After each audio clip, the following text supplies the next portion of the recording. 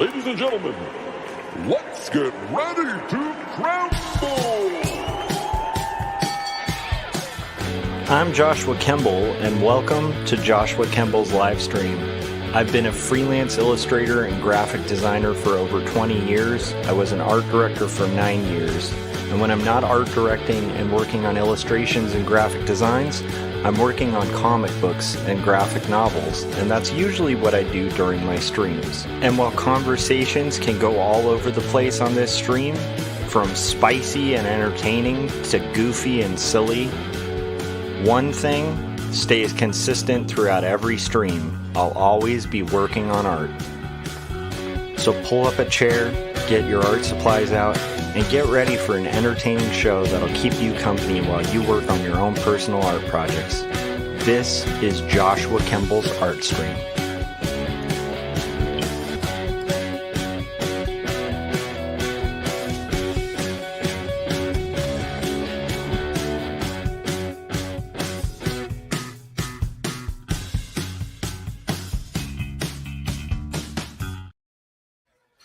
All right, let's go.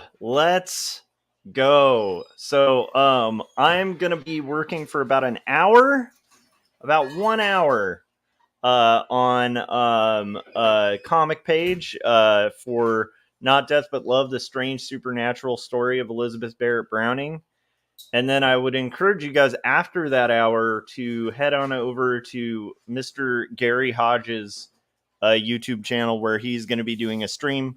I'm going to be doing recording at that point at a friend's house. And then I'll probably be back to streaming a little later today because I have a crap load of comics to do. But what we're going to do today is we're going to start working on, let's go to our little daily stream thing. So right over there, if you look, that is page 120 that I need to work on the shading of, and we're going to see how far we can get in 1 hour. And I guess that might actually kind of tip off like an interesting little discussion while we work on it. Let me make sure I'm using the right black. Yeah, I like to use rich black. My favorite rich black when I'm working digitally is 50, 50, 50, 100. That's CMYK levels. It's nice. It looks nice and pretty. I use that for Jacob's apartment. And as you can see on the final pages, actually, that was a really good one. Let me see if I can find it. On the final pages, look how black that beautiful ink is, right? That's 50, 50, 50, 100. If you just use default black when you're dealing with like offset printing, it doesn't tend to work out as well. So that's a bunch of little design nerd business. So what I want to do is shade this page. I penciled this yesterday. I want to work on getting as far on shading this page as possible. I don't think we're going to get into coloring the page, but I can definitely get into shading it. And then we'll again, it's going to be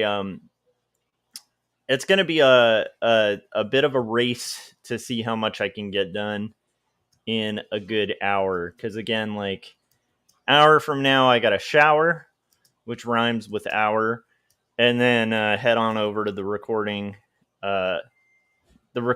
studio with my friend, so we can kind of work on polishing up the next No Saboteurs album. Which, by the way, is sounding excellent. It's sounding so good. So I'm very excited about that. But I'll be over there for a couple hours, and then I'll be coming back, working on this, and then doing lesson plans for Monday, which is kind of interesting. So one of the things I definitely want to mention that I think people struggle with sometimes is when it comes to like art projects or any sort of thing. I know like this last year, this has been a big struggle for me, where I have a million creative projects and obligations that I have to do. And it's honestly just too much to do. And it can be really easy to get like overwhelmed with like, okay, I have this huge graphic novel that I got to do. I've got, lesson plans I got to make. I got, college stuff that I got to enroll for. I got, responsibilities as a parent. Like all of these things, start kind of overlapping and stuff like that. And I think like one of the best things you can do is when you have a free hour, just pick one and carve away at it. In this case, I have an hour to work, and I could either, sit back, get paralyzed, not get anything done, or I can start carving away at one of the multiple plates that I have spinning. And the nice thing is, even if I don't get the progress that I was hoping for with that, at least it's progress of some kind, right? And I don't know. I think people have called it option paralysis, right? Where if you have too many things on the menu, people can just get like paralyzed. And to avoid that, I think a lot of it's just keeping momentum, keeping swimming forward, and eventually just stuff gets done. Like my wife just saying, just keep swimming, But it's like otherwise you don't get anything done, and then you just feel anxious or horrible. And I don't know, like at least with this, you get a little bit less of that. Like you're chewing at the iceberg that's coming to your ship. And eventually it's going to hit the ship, and it's going to be sink or swim. But at the same time, at least you're kind of carving away at it, so if it does hit the ship, it's not as bad of an impact. I don't know if that makes sense. Dylan said, I call it analysis paralysis. Yeah, and I am a bit of a perfectionist when it comes to art and creative projects in my workplace and stuff like that. And even as a dad, so it's like I never quite feel, like, I've nailed it, I'm doing a good job. I usually feel like I'm falling half short and not quite hitting all of the things I need to be, and not quite performing at the peak that I'd like to be performing at. And again, it's like it's so much easier to just kind of forget about that kind of stuff and just get what you can done. Because again, I know a lot of people are kind of waiting for a perfect window. Sometimes looking over what you finished helps too. Yeah, that's a good point too. Getting all the pages and looking through them, going, oh wow, yeah. Okay, this is good. My wife actually pointed that out too, because she's dealing with this a lot. Like, she does kids books, and those are really overwhelming projects. And again, like, the other day we were looking at some of the books that she had, done art for and stuff. And it's like at this point, she's done so many kids books, it's almost filling a whole shelf of a bookshelf. Just kids books. And so that's pretty cool. But it helps to feel encouraged when you're working on it to occasionally look at that shelf and be like, holy crap, look at that. I have a shelf. Like I have a shelf of books that I finished. So my wife pointed that out, like that sometimes, or like for me, if I start feeling overloaded on the graphic novel, I'll just pick up that giant stack and look at it in sequence. Or you look at your dog. Or at this cute dog. We have the cutest dog in the world. But I'll just look at that sequence of pages that I've managed to execute and get done, and then I'll feel encouraged, like, oh, okay, this is worth it, right? So yeah, so anyhow, that's basically something I thought I'd mention, because I think sometimes people will look at artists that are in the field or artists that are working, or there's like kind of that Facebook thing that happens. Like a good example. Dylan said it's kind of like what we were talking about yesterday, how artists should have limits. You should do a live where you have your wife as a guest and talk about tips, tricks, art, ideology, etc. Yeah, it'd be fun to have her on. And then Dylan also said, "Oh, cute baby," about the dog. Yeah, he is a cute baby. He's a good boy. He's like one of the best dogs we've ever had. Like my wife and I are dog people. We've been together for ancient years, long enough for civilizations to have come and gone. And yet, like, we've always had dogs, and but out of all our dogs, this dog that we currently have named Bernie, who was a rescue, has just been a surprisingly kind of perfect dog. He's like perfectly potty trained. He's a sweet snuggle butt. He's just a wonderful dog. The only thing about him is he doesn't really play. He doesn't do like the, how some dogs will like play with a toy or something like that. That's not his vibe. His vibe is like, let's relax and do tummy rubs, and let's definitely go on perambulations around the block. I'm saying perambulations because if I say the W word, he just got back from his, but he's so obsessed with those things, he'll lose his mind again. But he's a great dog. He's an amazing dog. Really, really wonderful.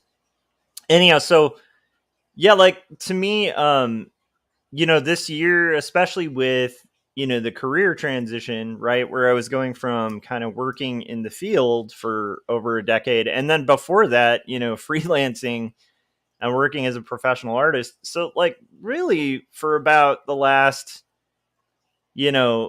over 20 years, I've been kind of doing things one way career wise, like working in commercial art, and doing that transition from that to like teaching, and not just teaching like in a way that I'm familiar with, where it's like I've taught college, art classes and stuff like that, but teaching in a new way where I'm teaching high schoolers and stuff, and kind of catering a curriculum to that. It's been a really like intensely busy year, um, but also it's been really fun, and a lot of it is just kind of keeping that attitude of like, just keep swimming and try to do the best you can with the time you've got, and then accept that ideally, in an ideal world, I'd be able to knock out the tones for this page in an hour. That's probably not going to happen. But I've got an hour to carve away at this so that when I get back to this page, which I have to get done today, I just have less of a headache, later on. Also remembering that what you're doing is fun. Like, cause I think I see this with commercial artists all the time. Um, with commercial artists, I think that we forget sometimes that what we do is pretty cool. Like, it's like I'm trying to think of what that is. It's like there's a word for it, and it's too early in the morning. I'm not a morning person, so I'm forgetting what it's called. But it's like when you get comfortable, when you complacent. That's it, complacent. It's easy for artists to sometimes get complacent and kind of forget that like this thing we do is pretty cool. Like a lot of people do this as a hobby, you know. Um, and so to be able to do this and not just do it for fun, but also, at times get paid for it, or have like a publishing opportunity with it, right? That's like a huge gift. Like there's a lot of people who, that's why they work. Like they work a day job so that they can do that stuff. So just point being, it's like, it's not bad, it's not a bad thing to do, and it's a gift to be able to do, right? Because at some point we're all going to get to the point where our hands don't work, or like like our bodies may not even let us do art. you know um we're a limited time on this earth, so kind of enjoying your toil. It's very Ecclesiastes kind of thing, but enjoy what you got while you have it, because it'll go. And anyhow, like, so that's all stuff that I've been like thinking about this morning, because I did have like one of those mornings of just like waking up and feeling like, whew, it's just too much. But again, one thing that's been really fun about this year is I've had less anxiety this year than like most years. And I think some of that's like from leaving the art direction position. I think it was a fun job, and it was cool to know that I could do it. But man, working in that commercial space, filling landfills with crap, cool looking crap, but still nothing meaningful. For me, this is my own opinion, was just such a stressful, horrible thing. And there's something kind of beautiful about realizing that while that's a lot of people, like that's a job that sounds really cool on paper, like a lot of people would be like, ooh, you're an art director. And there's fun things, like there's, people who would pay me since I'm an art director to come and visit and critique their work. Like I've had days like that, and that feels really cool, right? It feels very validating, like, oh, you're doing the right thing in life. But at the end of the day, like for my own validation, if I'm not paying attention to what anyone else thinks about my career and I'm just thinking about what do I want to do, that job was nothing that I wanted to do. Like it had nothing to do with anything I wanted to do. Because like we weren't making the kind of art I wanted to make, and I didn't feel like I was making like a substantial difference in anyone's life. I was just making really cool souvenirs, and it's like that. I don't know, like that I don't miss. So the funny thing is, even though this year's been more transition and change than like pretty much any year I've had in like a decade, it's been really liberating to like let go of just this stupid career ambition that was almost like an ego thing where it's like, yeah, I'm an art director, I don't know. Whereas now it's like I'm really happy being a high school teacher. I'm like really happy with it. And I'm still able to like, with the crunch time that I have, still work on comics for a publisher. And how cool is that? And again, that could go away, but it's like, while it's here, I should enjoy it, So those are all kind of things I'm rambling and thinking about. Hopefully I don't hit this same topic like every time I stream. But again, this live stream, most of what I do is just kind of talk about, stuff that's on my mind and stuff that might be valuable to somebody out there who's like, hitting the page basically. Because we're all kind of fighting this same battle of trying to overcome. I think art is like trying to overcome insecurities. It and I see it even in teaching, like the act of making art, the act of drawing itself, right? I think even when I was younger, I noticed this was like that you can get paralyzed with fear and draw terribly.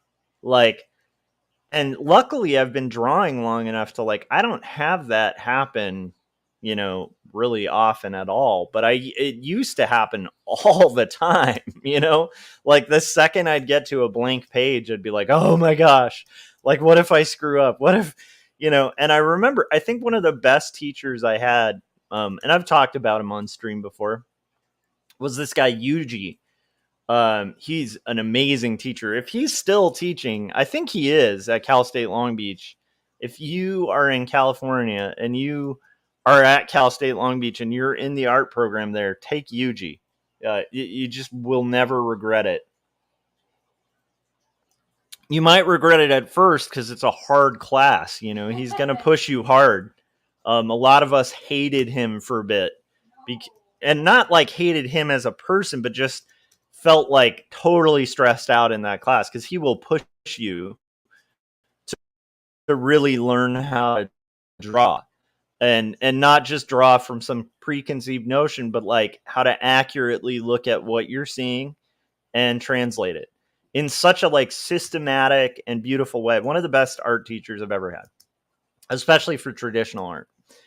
And also an amazing artist at his own right. Like you'd be in his classroom and he'd do a demo and it would be, in 30 minutes, he would do a painting that was like gallery ready. Like it was just beautiful, and it'd be from life in oils in 30 minutes. Unbelievable teacher. Unbelievable artist. Anyhow, I'm rambling about Yuji without getting the point.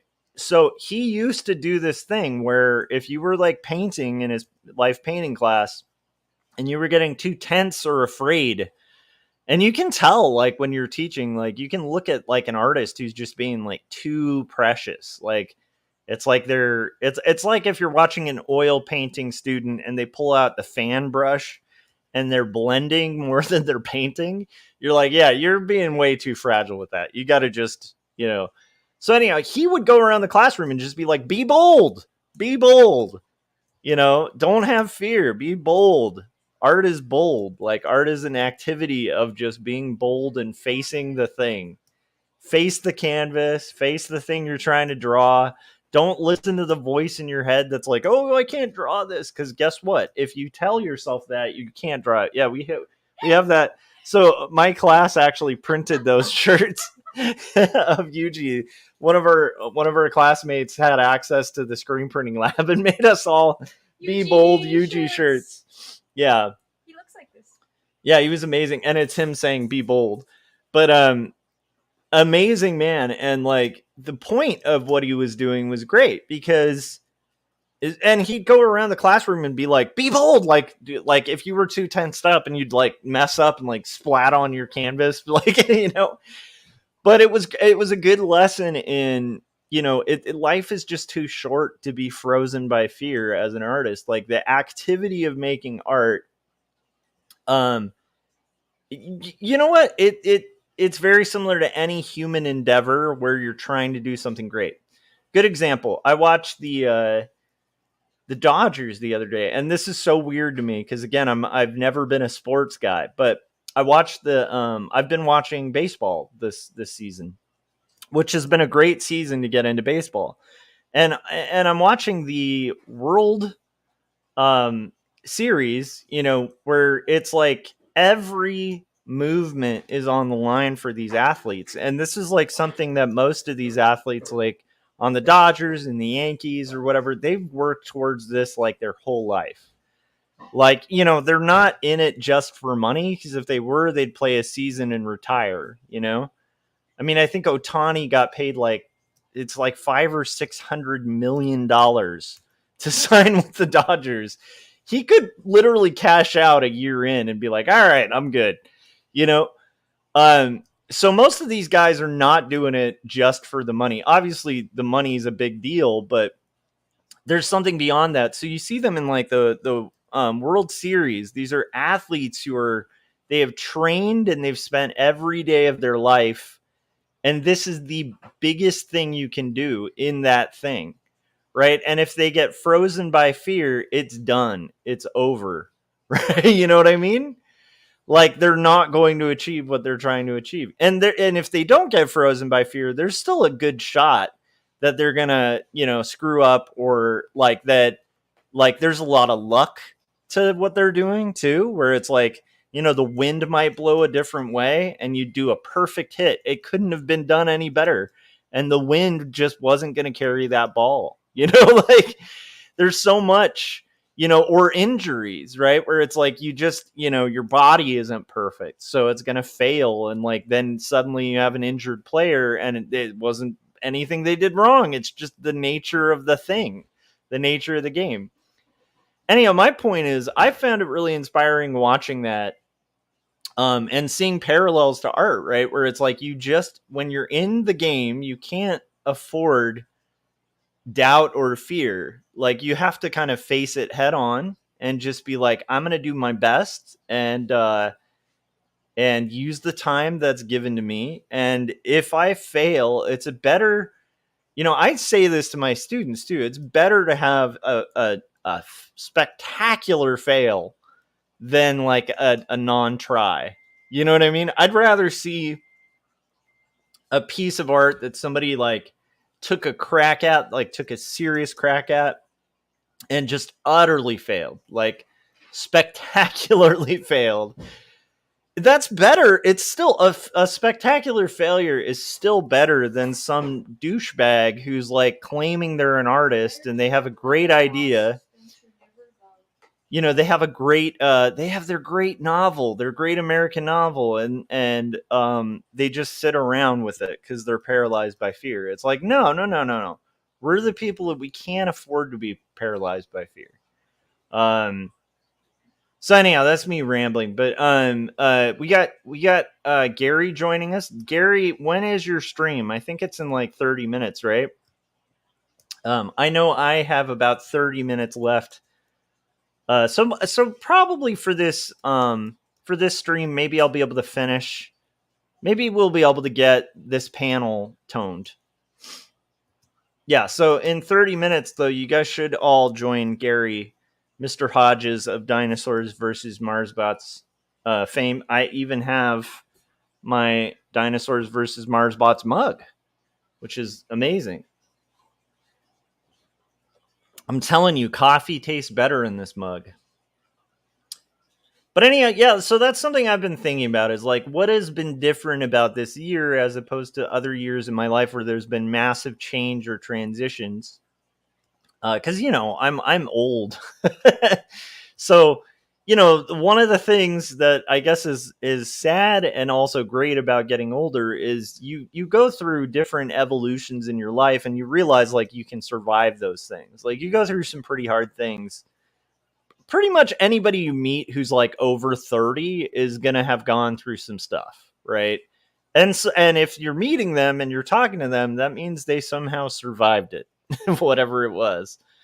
And the nice thing about this year is, I've been going through some crazy things that are like very new and could be really scary and require a lot of work and change and adaptation and flexibility. And I haven't been as freaked out as I used to get about stuff like that. And I think that might be the difference is like, for one thing, the nice thing is I'm really busy, so I don't have time to freak out. I just don't have time. And I think that's a huge thing. I think, what is it? There's that old saying of like idle. Dylan was saying, show us the mug. Let me give a nice view of the mug. You see? There we go. But there's that like that old statement like idle hands are the devil's playground or whatever. It's like if you're not doing anything, then of course you're going to be plagued by bad feelings, right? Because there's a lot of scary things in the world, like there's a lot of horrible things happening too. So you could like start watching the news or paying attention to the current election or whatever it is and find reasons to really freak out because again, like, this is an interesting thing that my mom said, like, I don't know, like a month ago or something. And I thought it was interesting where she was saying life is really, life is dangerous. And I was like, yeah, that's actually a really good point. I don't even remember what it was in the context of, but it's true. It's like life is living is a very dangerous activity. And so like, yeah, if you keep yourself unoccupied and you start allowing your mind to wander to the many dangers that face you as a human, as a living being on a planet, of course you're going to feel anxiety because it's scary, life is scary. But I think if you stay busy, I think that helps. And I'm not saying like, oh, keep busy and don't think about deep things, because I do think it's important to have those moments of like thinking about deeper things or thinking about what meaning is or what significance is and like why you're here and stuff like that. I think those are really important things. I'm a big philosophy nerd, so I think like, I agree with the idea of like an unexamined life being not worth living. And but I also think that like a too examined life is almost impossible to live, meaning at some point you just have to kind of start taking actions and steps towards stuff. So as an artist, like this is the fun part about art. Art is a very vulnerable and risky activity with a really high chance of failure.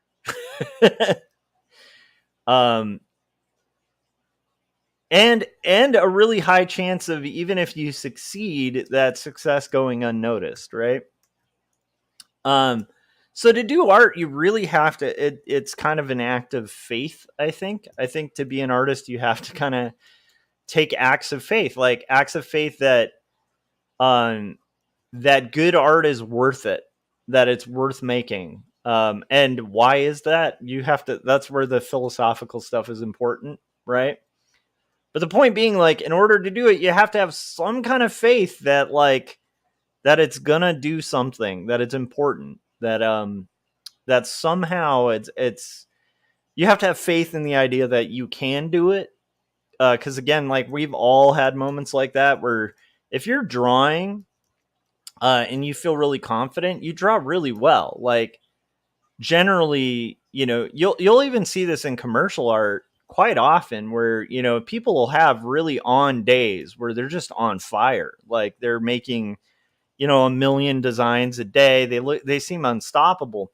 But then you'll also see, and I saw this with staff, sometimes where they get psyched out and have a bad day, a bad drawing day, bad design day, because their head's not in the game. It's kind of like a baseball player who's just not in the zone, not hitting, not hitting the ball, right? They just get psyched out and get in their head, and like it's almost impossible to play or to work in those kind of moments. So anyhow, my point is, the fun part about art is you kind of, in order to do it, you have to have faith in the idea that it's going to work. You have to have kind of the trust in the process that, like, the time you spend will result in something cool. And you also have to have, like, a lack of fear about it, because if you get, like, fearful about it, it's really hard to paint or draw if you're just approaching the whole thing like, I don't want to make a mistake. I don't want to make a mistake. I don't want to make it. If you do that, you're going to draw terribly. So it's this weird, interesting, fun process. And at the end of the day, I think it's valuable for life in general. Like, I think even if somebody wasn't a professional artist or being, trying to do art professionally, I think just the activity of taking on something, some Sisyphean task, seeing the uselessness of it, like looking up the hill and going, man, this is a boulder that I'm just going to proverbially push perpetually up the hill. And I know that it's just going to roll back down and I'm going to have to push it again. And yet I have faith that maybe this time, maybe this time the boulder gets over the hill. That's like the human condition, but it's like, I think that art really embraces that. And I might be waxing to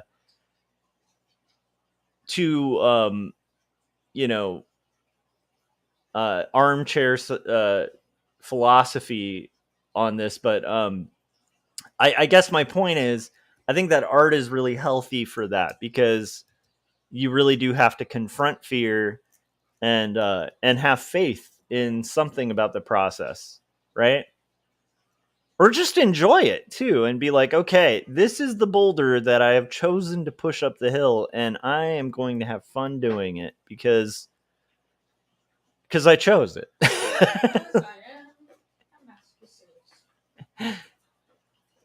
But anyhow, so I don't know. I don't know why all this is on my mind. I guess I was just kind of, in a very long-winded way, explaining why I've had to change my mindset of, like, when I sit down to art. I think when I was a younger artist, especially when I was working on my bachelor's, like my BFA, I was able to, like, turn everything off and just focus on the job at hand. Like, okay, I have to get this book done. I'm going to spend weeks without sleeping, like, doing this thing. But as you get older, like, obligations happen, right? Like, I have a family, I have a career, I have all sorts of stuff that I can't just turn everything off and get in the like, finish this page zone, right? Yeah, and then I'm older now. Yeah, I'm older now, so I have to sleep more, I have to eat more, and I definitely have to exercise. Like if I don't do those things, I just start collapsing. Whereas when I was a younger, early 20s or whatever, I could, go a day without eating, or I could go 24 hours without sleep or 48 hours without sleep. Like that was a pretty common thing I would do with art and art projects and stuff. So in those days, if I was like, I'm not going to sleep till I finish this page, that would work. But or I'm going to put everything on hold and like cancel everything and finish this page. But right now it's like, okay, my mindset now has to be like, I have 1 hour. How far can I get in an hour? And however far I get, cool. I'm going to go take care of another obligation, and then when I get back, if another hour opens, cool. We'll get as far as we can. Now here's the other thing that's interesting. I'm much more productive at this age with all those obligations. And this is a thing that I've noticed, and a lot of artists will call this like momentum.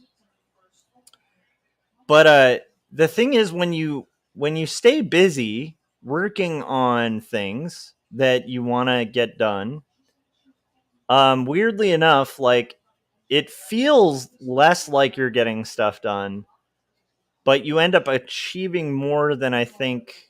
The kind of like working in small chunks, I think you can actually get more accomplished than the kind of like crash and burn, way I used to work when I was a young man. So, because I think about it, it's like, while I was doing that, I think I didn't get a lot finished. Like I mean, I did advance my career a lot and stuff, but like, I don't think I had the output that I have now.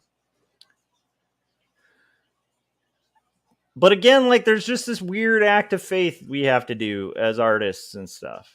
And we have about let's see here, about 20 minutes left of this live stream before I send you all to Mr. Gary Hodges' channel, Dinosaurs versus Mars Bots on YouTube. That's where I'm going to request you guys go because it's an art hangout day, and he's doing an Ask Me Anything. And organizing answers to that, and I'm gonna have to watch that after the fact because again, I'll be recording. But I will tell you, Gary's a really good example of somebody who consistently carves at the project and has a pretty good output of art and makes quality books, makes quality art. Anyhow, I don't know. I had a day the other day, guys. It was a day. No, so I had this moment the other day, going to a friend's place who is one of our music collaborator guys. He's a great guy. And we were talking. It was an interesting little get together. It was like his birthday thing, and we went over there, had a couple drinks, talked to him and stuff, and hung out with other creatives. And we were all kind of talking about how weird it is that, some of these people I've known, on and off for like 20 plus years, and like we've lost touch, but we always bump into each other again, like throughout the years. And a lot of it's because there's a strange little like uniting thing that happens with people who are making stuff. Like people who are doing the Sisyphean art thing where they're looking at this boulder and going, yeah, I could move that. Where I think we're just all naturally drawn to each other because we're like, makers, and I think makers find each other. You know what I mean? Because like, it is a weird thing as you get older. There's kind of a divide that grows between people who are like, kind of keeping up with the Joneses and just buying stuff. And then people who are like every free moment they have, like trying to do something art wise or music wise. And especially those people who are like, they're not necessarily like having like a financial reason to do those things. They're just doing it. And the main objective is like, a lot of these people at this get together were like people who are doing music, and they just are trying to make great music. And quite a few of them, like, no one's listening to the music, but they're making the music. And they care about it. Like, they care about it being good. Even though, like, maybe 4 or 5 people are going to listen to it. I think that's a noble thing. And I think that is addictive. And I think that it's addictive to be around. And people who are making stuff are like chasing that, that pursuit of people that are having the pursuit of greatness just for the sake of the thing, the art, the music, whatever it is. I think those people are just going to always find each other, because it's a weird thing we're doing. It's a very weird thing of confronting fear and yeah, like having to have the kind of belief that that it's worth it, and that this time the Sisyphean boulder will get to the hill. Merge visible. Okay, guys. Okay. We should call it at this. Let's see how far we've gone. Okay, we're going to go another 10 minutes, but I want to give you guys about like 4 minutes between me and I definitely want to give you guys time to hop over to Mr. Hodges' channel, Gary Hodges of Dinosaurs versus Marsbots fame. Let's get a little further though. We'll go like about 10 more minutes, and then I will end the stream. But what's cool is I already accomplished what I was hoping to in the last hour, which was to shade that panel. And then I'll probably be back on later today to kind of work more on, this page. And hopefully my goal is to hopefully like today finish coloring this page at minimum. I appreciate everybody who's hopping in the chats. What do we got? Nice. Dylan said I had started watching Jurassic Park Chaos Theory, and said I'm about halfway through, and it's really good. I actually really very much like the Jurassic Park thing, and we had David Hartman on almost every Halloween, and he helped develop the Jurassic Park. No, I'm blanking out, but Ben was a big fan of it. I can't remember what it was called. It was the CG Jurassic Park show where the kids end up stranded on the island, Nublar or whatever. It's pretty good. And we absolutely really dug it. Oh, Camp Cretaceous or whatever. Crustaceous. That's a different Jurassic Park. Camp Crustaceous. The Cretaceous period, bro. Socrates. Sounds like a Bill and Ted version of dinosaur times.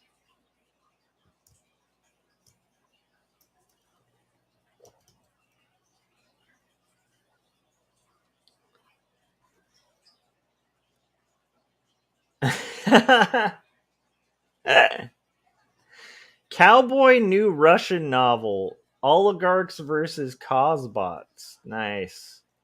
That was Jim Lujan. How's it going, Mr. Lujan?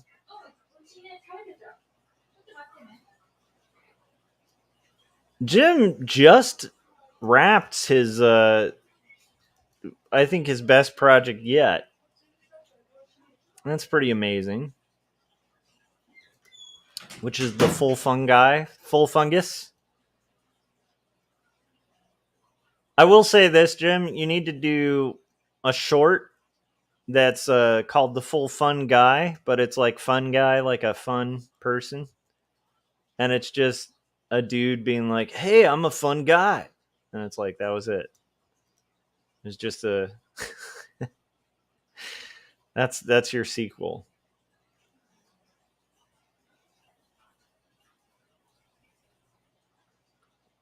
Nice. Jurassic World Chaos Theory follows the same kids. Okay, cool. We'll have to watch that because we did enjoy that. That was surprisingly good.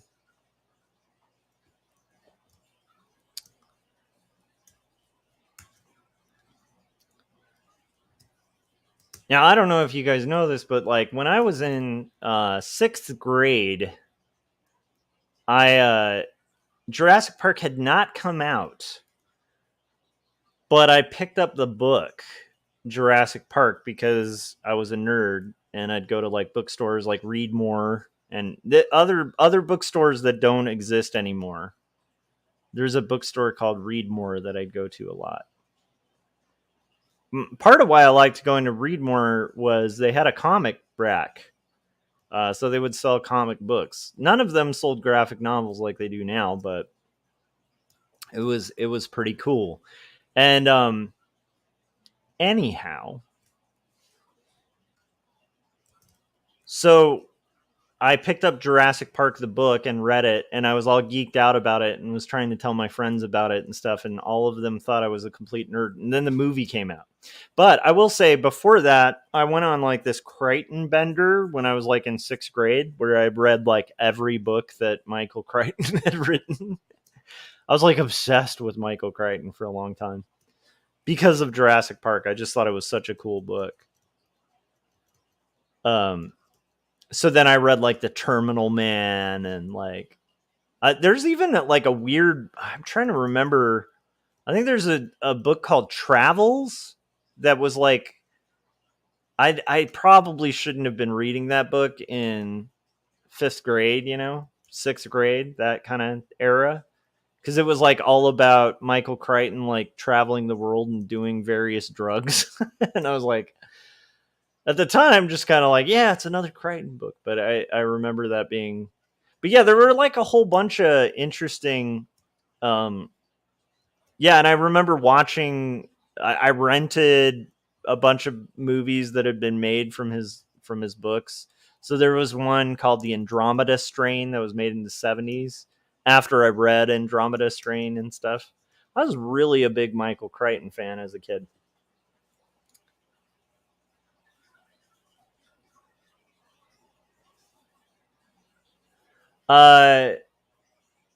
Gary was saying, what's your favorite Crichton book other than Jurassic Park? So when I was again, I haven't really reapproached Crichton in years, but I do remember thinking Congo was terrifying.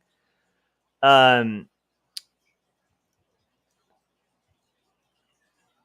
I did very much enjoy, let me see, Crichton books. There's a lot of them. I actually did think Andromeda Strain was pretty good. that was a frightening book, man. It's all about a contagion that spreads that causes people's blood to turn into like, it just like dehydrates your blood and makes it like powder.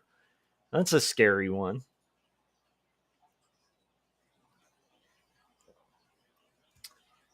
But I was one of those nerds who like was kind of mad about the sequel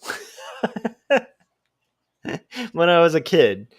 But I was mad about the sequel to Jurassic Park because I was like, you can't bring these characters back. Like, there's a couple characters that they killed off in the book, and then they brought back for the sequel because of the movie. But then the books also brought them back for the sequel, and the explanation was like, the doctors perform miracles, and it's like, but you killed the character. What do you mean? Like, I think that Gary should do that in Dinosaurs versus Marsbots. The next one should have like all the characters who have died off are just there inexplicably, and there's just a caption that says the doctors performed miracles. And it's like, but yeah, but they died. It's anyhow. I remember that really pissing me off. It still kind of pisses me off. It's like it's been years, like literally almost 20 years since my little like Michael Crichton obsession. Oh, I think that Crichton also had Westworld, which was really cool. But I have never watched that TV series. That was a really cool book. Yeah, there's a lot of really interesting Crichton. He was really good at plot, from what I recall. But again, this is like all of my Crichton reading happened from like 6th to 7th grade. And then I think after that, I got very obsessed, like super obsessed with like high fantasy books. So, you know, I started reading like Piers Anthony and Anne McCaffrey. Those were like my jam right after my Crichton binge. Yeah, Jim was pointing out that Andromeda Strain effects aren't worse than MEU. Nothing's worse than MEU. Eaters of the Dead is so good too. Yeah, that was a really good one. Ooh.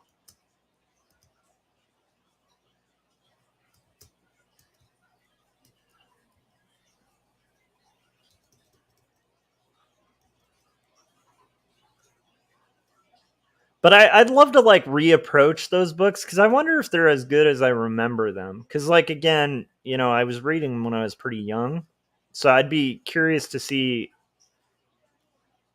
how they hold up.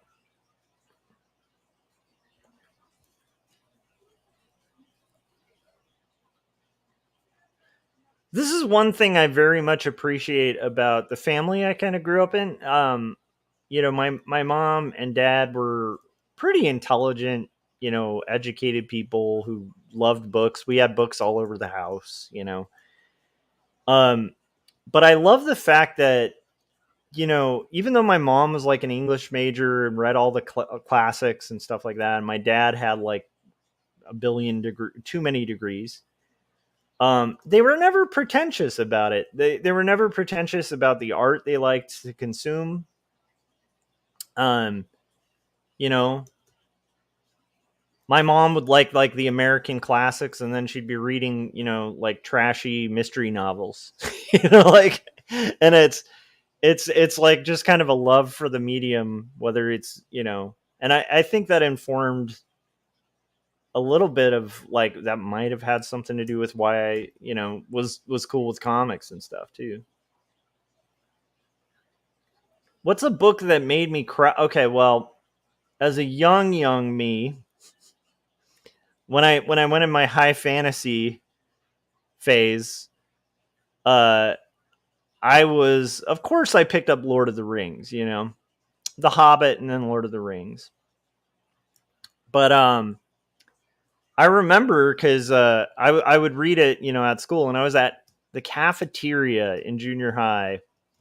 This is a very sad story, and then we'll close with this story because I want to send you guys to Mr. Hodges' live stream. So I was in junior high, and Gandalf got killed, and I was in the cafeteria, and I started crying. And a friend of mine, I'm in like 7th grade at this point. My buddies come up and we're like, "What the hell are you crying about, man?" And I'm like, "Gandalf the Wizard died!" And they're all like, "Oh my gosh, you're a nerd," because like there's no movie at this point. And I'm like, "No, Gandalf." I didn't realize he would come back. The wizard died. I'm like a nerd in the cafeteria, literally tearing, like crying, choked up. Very fun memory. I lived that one down well for the rest of that year. Anyhow, so okay. Have a good one, guys. That's where we're gonna end it. That's gonna be as good as it can get. We did finish shading and toning one panel and a half. I encourage you guys, don't break down in tears because this is going to end if you're in the cafeteria of a school. Instead, go to Gary Hodges' live stream and check it out. He's done an Ask Me Anything. It's going to be much more prepared than this little ranty thing. And I will see you guys on the next live stream, probably later today when I work on this. Appreciate you guys. If you haven't hit like, hit subscribe, hit the bell so you get notifications when we're going to go live. And tell a friend about this show so we can all hang out and work on art together. All right. Have fun. Go to Gary Hodges' channel right now, Dinosaurs versus Mars Bots, and check that out. And I will see you guys on the next live stream. Bye.